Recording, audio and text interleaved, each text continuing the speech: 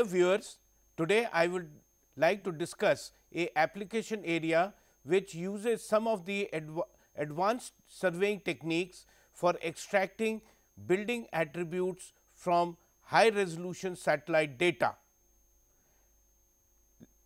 It has been observed that natural hazards such as floods and earthquakes cause widespread damage to urban areas.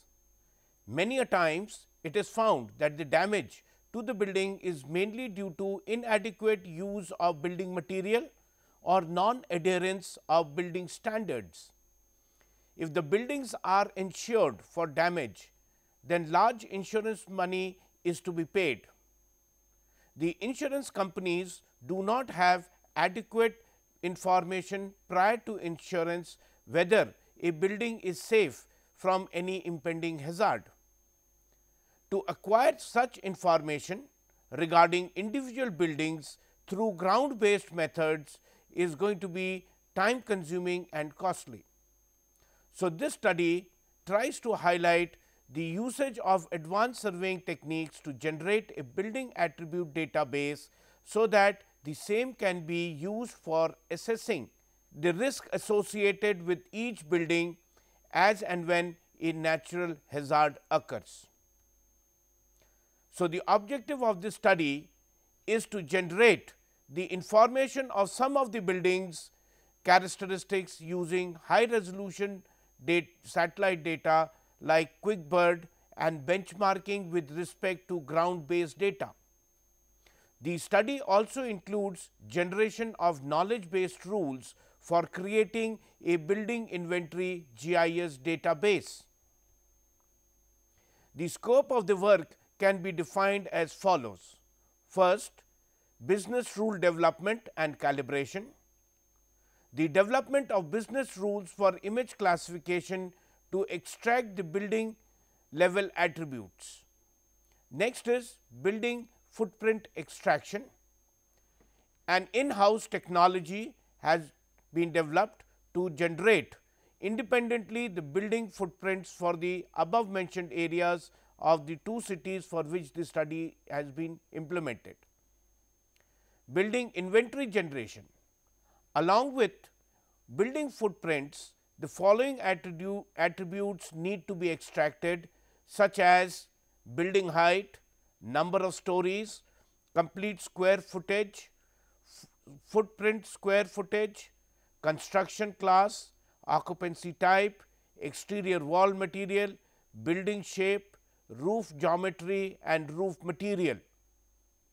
And finally, validation with field survey data or any secondary data with the help of field survey data or available field photographs of some of the sample buildings. There are three study areas which have been selected, namely Ana Santa, Costa Mesa in Orange County and California, and Naples in Florida in United States of America. One site each in Santa Ana and Costa Mesa and two sites in Naples covering an area of 1 square kilometer each has been selected for this study. This slide shows the raw data which has been acquired for QuickBird. QuickBird data is available in two forms. One is panchromatic data at 0.6 meter resolution and multispectral data at 2.4 meter spatial resolution. So,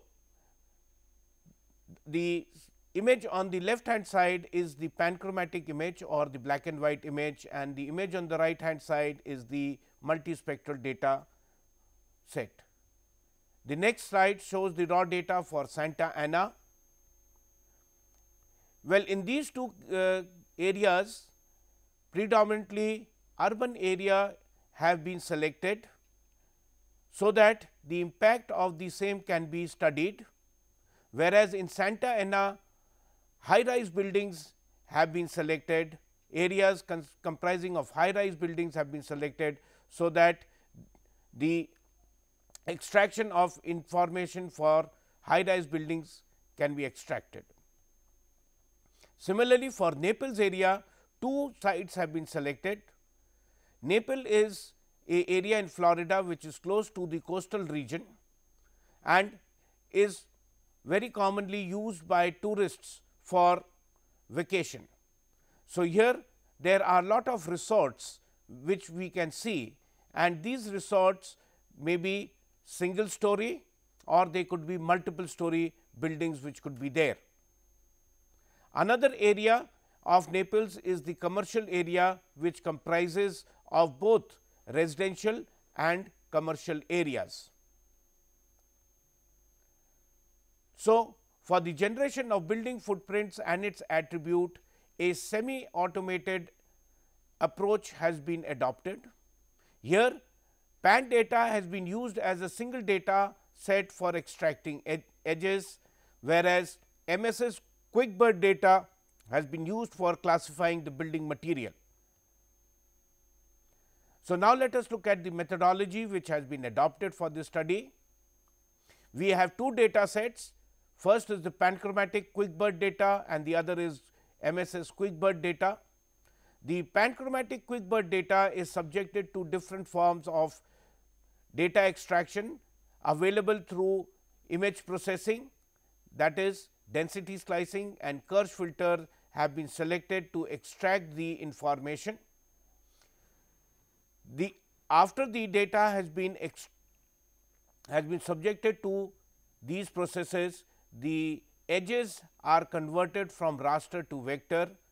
The vector layers need to be cleaned and built for clarity in the information, and subsequently the data set which is available, it has to be converted into shapefile before any analysis in the form of vector based in GIS environment can be adopted. Sometimes a manual editing process may be required if the edges of the building are very wide. So, through manual editing this is resolved and then we start the building characterization. Prior to this, the MSS QuickBird is merged together with the panchromatic data set because this is at a higher resolution. So, merging of data has been carried out and through unsupervised classification technique as discussed earlier when we were discussing digital image analysis of remote sensing data, we adopt unsupervised classification for extracting the building material quality. Having done these, when we are characterizing the building, certain decision rules have to be generated, so that they work as guidelines in characterizing a particular building or a group of building. So, the inputs are then taken from this decision making rule, which is a knowledge based system. Apart from this, some ancillary data may be required, which could be either acquired through internet or through some browser systems which provide information regarding the earth such as Google Earth, and some of the data which may be provided from ground. So, the ancillary data may be acquired from these sources, and along with the inputs coming from all the four ends, that is the raster data, the vector data and the decision making rules, attribute definition for each building type in terms of occupancy, construction, footage area, height of building, number of stories, roof geometry, rooftop material and cladding material are to be identified. In order to do the processing of the digital images, IRDAS Imagine 8.6 version has been used, and for creation of the GIS data layers and database ArcGIS 8.3 has been used. Our first task is to develop the business rules. In order to do this, we need to focus our attention on the elements of image interpretation.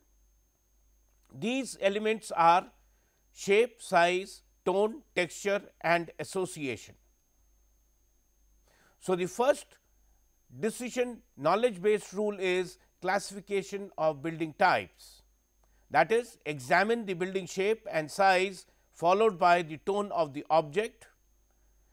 In order to do this, two sub rules have been identified.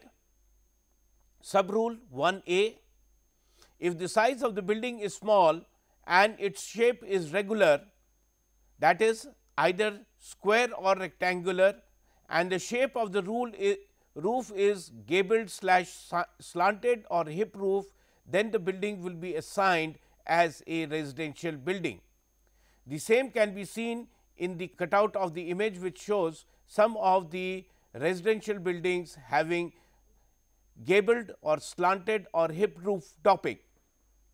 Sub rule 1B: if the building has a uniform tone and that the adjacent buildings also have the same or similar characteristics, that is, the pattern is same and continuous, the group of buildings would be assigned as residential areas.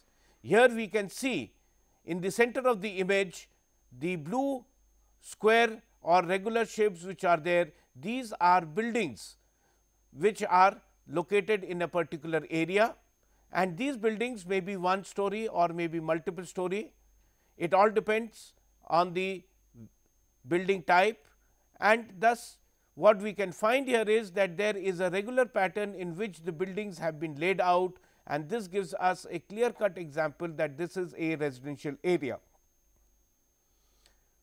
Sub rule 1C: examine the nearby objects, that is, the shape of the roads, location of parks. If the group of buildings occurs on both sides of the road in a regular manner, the group of buildings will be confirmed to belong to a residential category. Additionally, presence of small parks or lawns within the area will further strengthen the confirmation of the group of buildings as residential areas.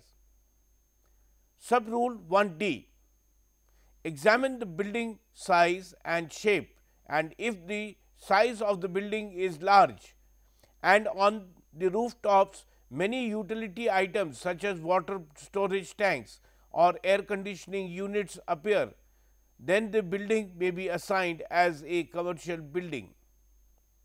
It may be an office complex or a hotel or a warehouse. Sub rule 1E: if the rooftop is flat and the presence of underground ramps or open space for parking having stories greater than 4, the building may be categorized as a hotel or an office building. If the front of the building has lawn space or close to it water pools exist, then the building can be classified as a hotel, or else it is a office complex. The same can be seen here. In the center we find that there is a elliptical shape object which is nothing but the rooftop area of a particular building, but since they are adjoining on the right hand side, we find that there is a ramp which goes below the ground. This gives us a clear indication that this is a hotel area. If the building, next sub rule is rule 1F: if the building height is small with large open space in the surrounding with clear access to road network or loading and uploading areas exist, the building may be classified as a warehouse. Then rule number 2: classification of rooftop building material. Spectrally classify the building and based on the signature, tone and texture classify the building material. So, rule 2A for residential areas: if the building roof is gable, hip, gable and or slanted and the number of the stories is less than 4 and the building material may be aluminum covered, the building material used may be aluminum overlaid by tiles. If the color of the tiles in the FCC of the satellite appears in the varying tones of red, then it is earthen tiles. If the color tones of the FCC of the satellite images appear in gray, then it is shingle tiles. Rule 2b, commercial areas. If the rooftop is flat and the size of the building is large with open spaces for parking or loading unloading area exist and the color tone of the roof material is having shades of gray, then the roof material may be classified as PVC fiber mesh with bitumen covered by concrete tiles for waterproofing. The cutout below adjacent shows such a area in the satellite image. Rule number 2b, commercial areas. If the color tones appear as bright or white, the roofing material used is concrete with glazed tile. Similarly, rule 2c is general industrial buildings, that is the rooftop material of such buildings will normally be aluminum or PVC fiber corrugated sheets having rubberized bitumen layer overlaid so as to prevent corrosion and also provide waterproofing. The color tones of such materials will appear in the shades of black on the FCC of the satellite image. For cladding material, the residential type of buildings will use plywood or gypsum board with covering of paint/tiles. Warehouses will have precast concrete walls. Hotels and office buildings, it could be concrete/framed aluminum panels having plywood overlain with concrete or glazed glasses. And finally, for general industrial building, the cladding material could be framed aluminum frames covered by plywood or concrete having bituminous covering for waterproofing. It has been observed that remote sensing data is not adequate for this type of data extraction. Having defined the decision making rules, now we start with the actual analysis procedure. First procedure is density slicing. First of all, the image is visually interpreted to understand the shape and size of the buildings. After this, density slicing is carried out. This gives the ability to highlight a range of pixel values in the lookup table. It is one of the common and reliable methods of finding out the optimum threshold value and is done by manual selection. On the basis of visual examination, a threshold value ranging between 500 to 700 is applied. This may be applied on a repeated basis till the buildings are sharply seen with respect to the background. So, the procedure for density slicing is you click on the modular option on the main menu bar of ADAS Imagine, click Spatial Modeler and select the model maker and apply the conditions for the model as shown in this particular slide, wherein the condition has been now applied here into the model maker, and on the basis of this the analysis is carried out, which yields the following result as now seen.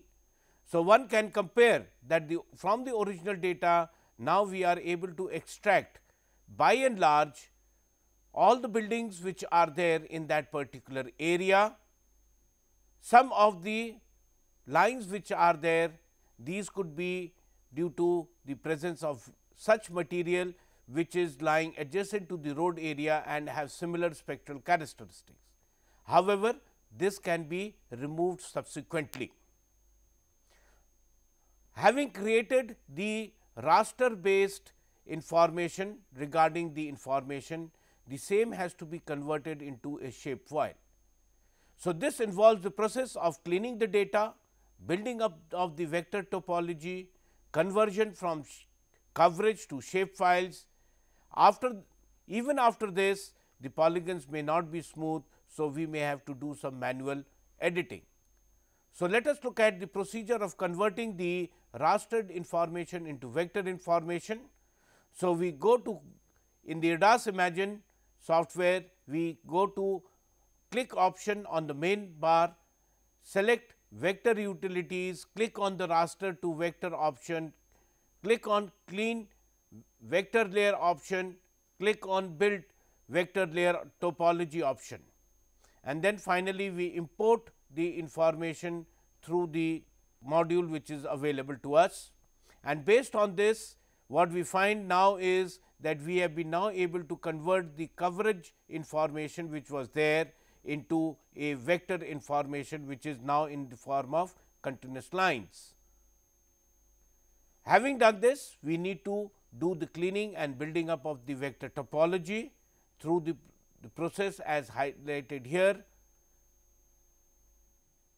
Since the editing is not possible in coverage files, so this conversion from coverage to shapefile is required. So, for undertaking the conversion from coverage to shapefile, we can go to the import export option and select the required file and go for a shapefile generating option and create the data set. So, after we have performed the density slicing with building edges, now these are in the vector form. So, earlier we were only having the outlines, but now we are having the edges in the form of vector lines. In order to extract the informations which is there, these informations would be primarily in the form of edges, and these edges need not necessarily have a specific orientation. So, we undertake the process of filtering, spatial filtering, wherein Kersh filter has been selected to in this particular study. This operator is equally sensitive to edges in all the 4 directions, that is 8 orientations. It gives negative weights to each 5 consecutive neighbors and positive weights to 3 of the weights chosen, so that they all sum up to 0. The central pixel can be given a 0 weight.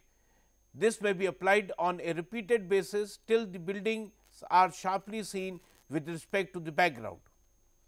Again, we convert from raster to vector, clean the vector file and convert it into a shape file. So, these slides, as a matter of fact, show the model for Kersh filter. We have 8 models which are available to us, and on the basis of this, we apply the conditional rule to undertake the sorting of the edges which have been built up from, which can be built from the Kersh filter.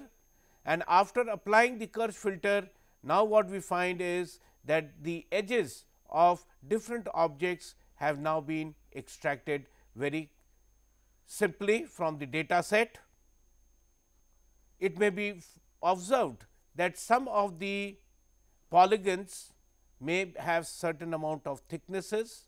So, we may need to reduce these thicknesses by a procedure, wherein we again apply the Kersh filter and then we manually join both these informations to get the additional building polygons, which can be merged together to provide a complete building footage data set.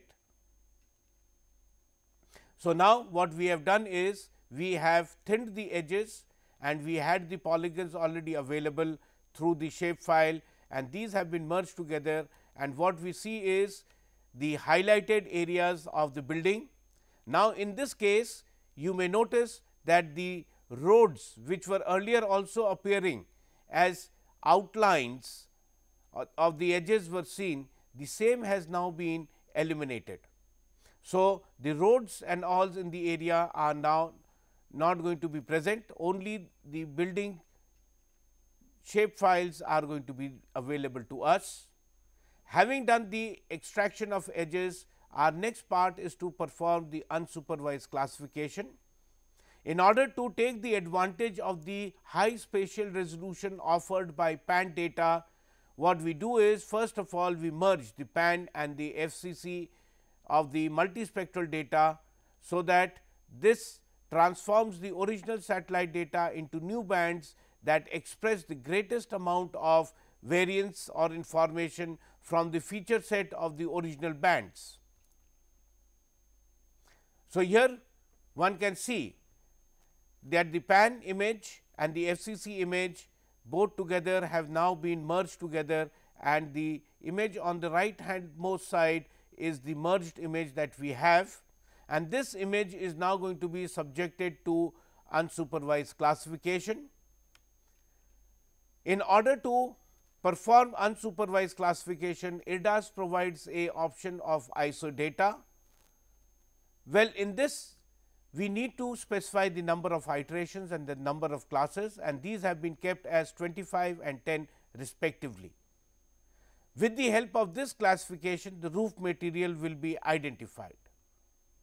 So, what we do is, in the ADAS Imagine, we select classifier and go in for classification, click on unsupervised, provide our input data, and based on this, what happens is it creates the spectrally similar informations which are present on the shape files that we have generated. So, one can see very clearly the type of information extracted in this particular image.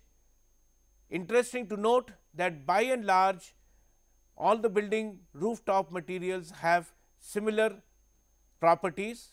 However, there are some buildings which are dissimilar, and these can be seen in the red color. So, classification of the rooftop building material, spectrally classifying the building, and based on the signature tone texture we classify the building material. If the color tone appears as white or bright, the roofing material used may be concrete roof with glazed tiles. If the rooftop material is having shades of gray, then it may be classified as PVC fiber mesh with bitumen covered by concrete tiles for waterproofing.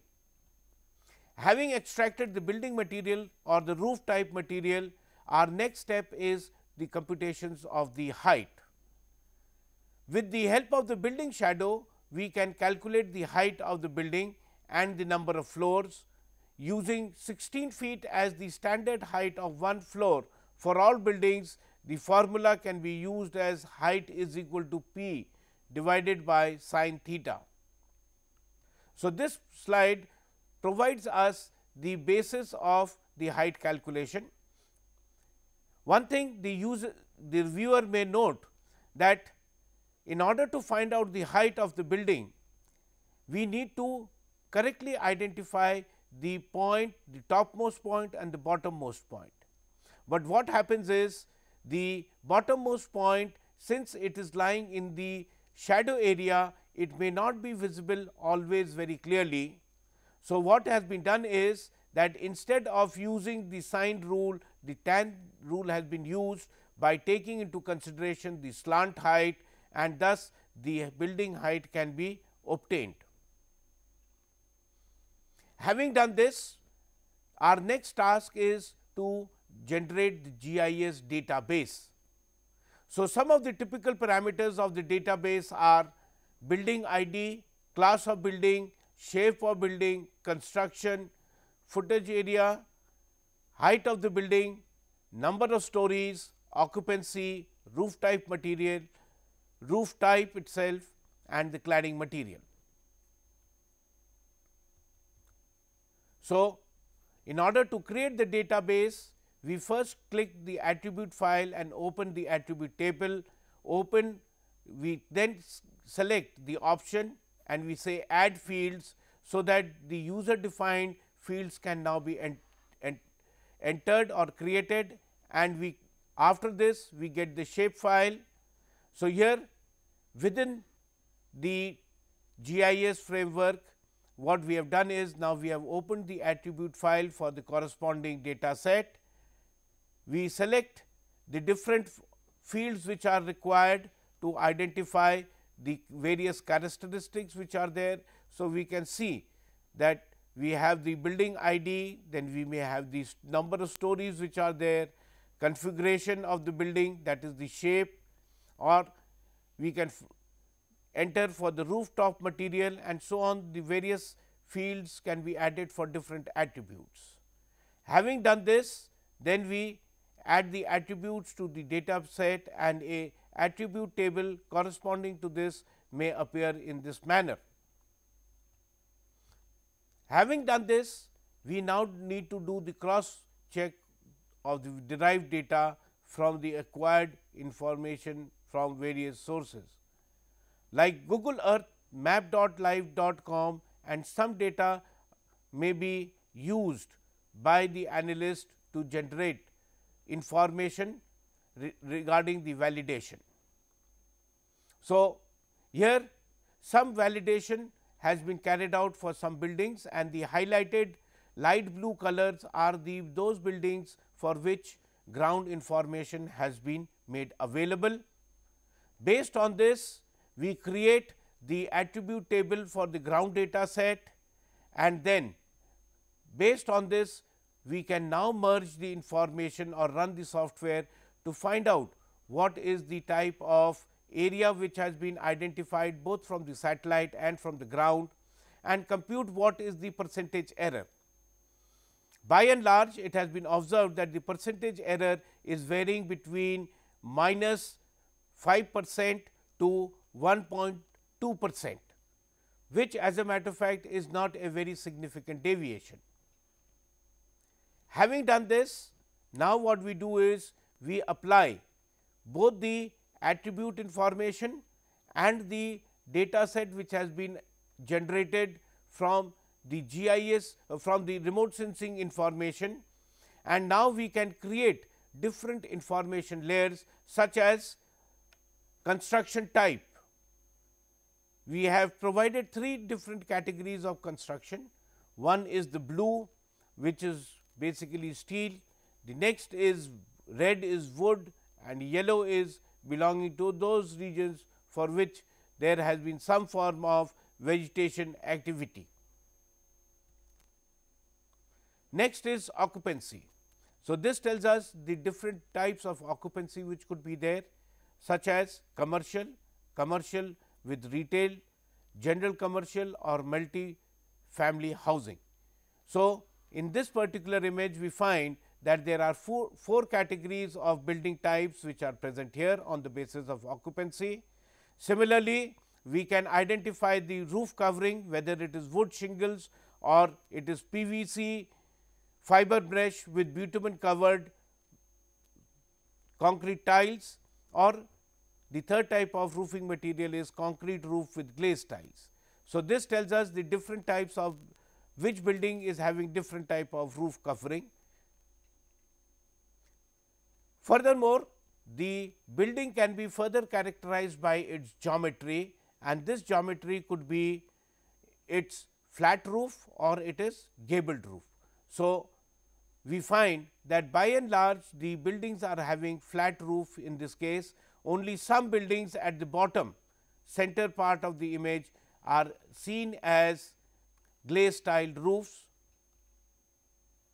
Similarly, the shape configuration of the buildings, that is whether it is regular, irregular or regular rectangle, these information can be provided during the merging of the data sets. Having done this particular task, we are now able to identify the basis of the different types of building attributes which are there, and using this information we can create the database. Viewers, you will be able to appreciate that from the satellite data, informations which have been extracted are of a very varied type, and thus it highlights the utility of using such advanced techniques of surveying to create different theme based maps which are there. With this application, I come to the end of this particular course material on advanced surveying techniques. Thank you.